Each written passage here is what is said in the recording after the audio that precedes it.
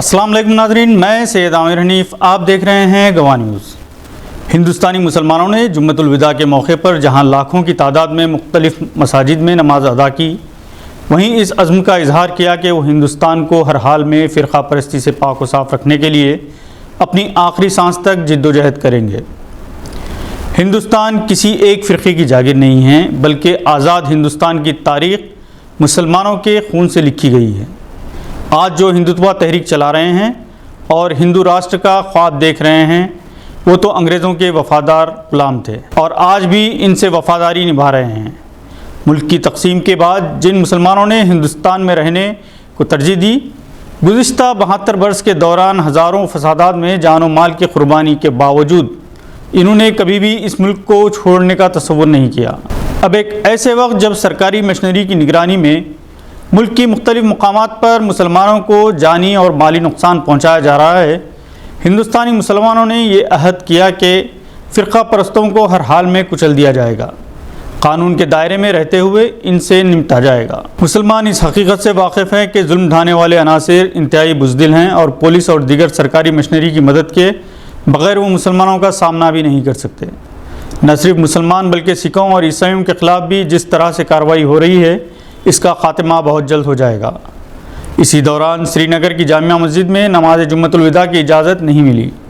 अयोध्या के बशमूल 5 रियासतों में मसाजिद के बाहर सड़कों पर नमाज की इजाज़त नहीं दी गई।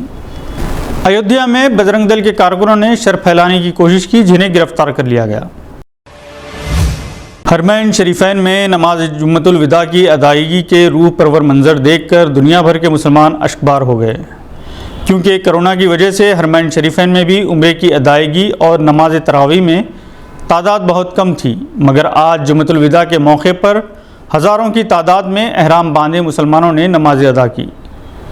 इमाम काबा ने मिल्लत इस्लामिया के लिए सलामती के लिए दुआ की। शब क़द्र के मौके पर अक़ीदत व एहतराम और खुशू व ख़ुज़ू के साथ इबादतें की गई। तकरीबन मसाजिद में तरावी में कुरान की तकमील की गई, नमाज, तहज्जुद, सलात व तस्बीह अदा की गई। मिल्लत मुल्क की सलामती, अमन व आमान के क़याम, बलाओं से महफूज रहने के लिए रिक़त अंगेज़ दुआएँ की गई। बाज़ारों में रूह परवर रौनकें अपने उरूज पर थीं। पाकिस्तान के वज़ीर आज़म शहबाज शरीफ को मस्जिद नबवी के बाहर पाकिस्तानी अवाम के ग़ैज़ व ग़ज़ब का सामना करना पड़ा।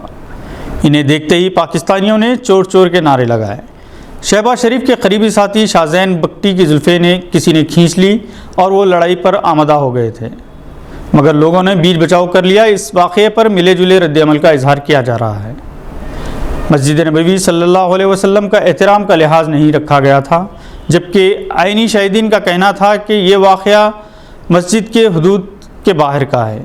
इसके बावजूद हुकूमत सऊदी अरब ने इसका सख्ती से नोटिस लिया है। दूसरी तरफ इमरान खान ने मुमताज़ आलिम दीन मौलाना तारिक जमील के साथ शब दुआ का एहतमाम किया, जिसे बराह रास्त टेलीकास्ट किया गया। मौलाना तारिक जमील ने रिक़त आमेज़ दुआ की, जबकि इमरान खान के लिए हरमैन शरीफैन में और बैतुल मुक़द्दस में खुसूसी दुआओं का एहतमाम किया गया।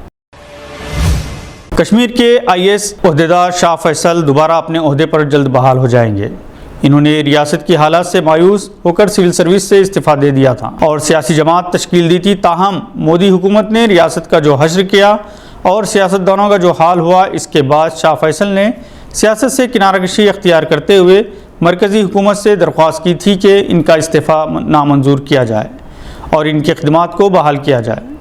मरकज़ी वज़ारत दाखिला ने बताया कि कश्मीर के IAS ओहदेदार शाह फैसल की दरख्वास्त कबूल कर ली गई है और बहुत जल्द उनकी अगली पोस्टिंग का ऐलान किया जाएगा।